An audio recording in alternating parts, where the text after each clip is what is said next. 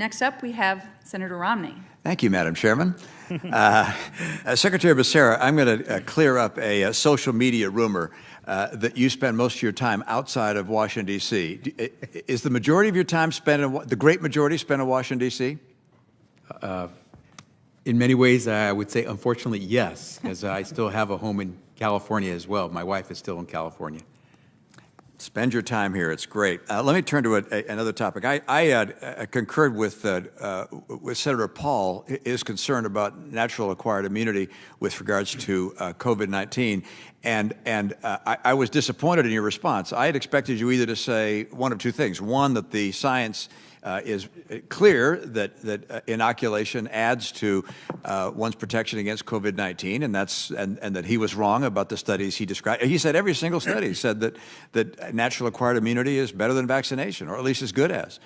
Or I expect you to say, look, maybe it's the same, but we can't determine whether people have had COVID necessarily or not, and therefore we're, out of an abundance of caution, we're insisting they be vaccinated. Could you please get back to the committee with an answer to his question so that we can know where the science stands and where the administration stands? Secretary Cardona, I note that as young families are thinking about having children, they consider the plans for what it will mean to have a child, and they consider about pre-K, about child care, about college expenses down the road. And I note that in the president's plan, the so-called reconciliation bill of $3.5 trillion, that the plan is that child care rather and early learning expire after 6 years instead of 10 years of the full program, that pre-K expires after 7 years, and that community college coverage expires after 5 years. Do you think that young parents should therefore plan on these programs disappearing in 6, 7, and 5 years as proposed under the administration's legislation? Thank you, Senator Romney, for the question. We're at a point in our country's history where we have the opportunity for transformational change for our students and our families. I totally agree. I don't want to go on a different topic here, which is the transformation. Is this a permanent change? Or it's transformation, but it's permanent. But if it's just temporary, 5, 6, and 7 years and all these programs go away, that's not transformational. That's bait and switch.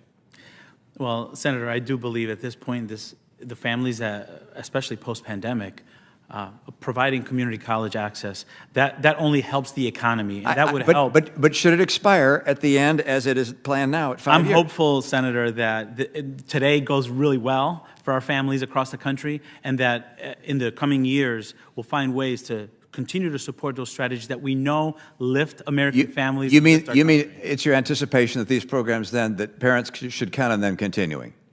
That is the goal, to have community college access for all families. If that's the goal for all these programs, not the 5 years, 6 years, and 7 years that's in the legislation, how are you going to pay for it?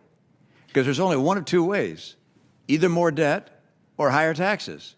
Which do you prefer? Well, Senator, I know that in this proposed budget, no one making under $400,000 will see an increase in taxes. But I will tell you, well, that's right away. But if you're saying that down the road, when these programs are set to expire, you'd expect them to continue instead, then that means any promises about not raising taxes on people making under $400,000 today, those are going to expire as well.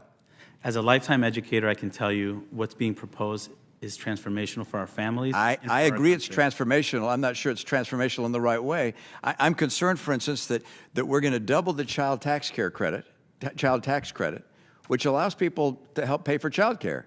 At the same time, we're going to give them free pre-K for 2 years. Why double?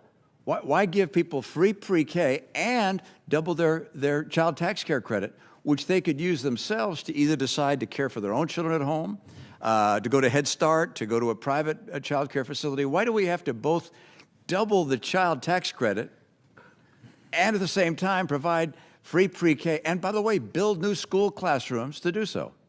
Sir, for me as an educator, early childhood education is a foundation for a strong educational program. Totally agree, but why do we have to pay for it twice?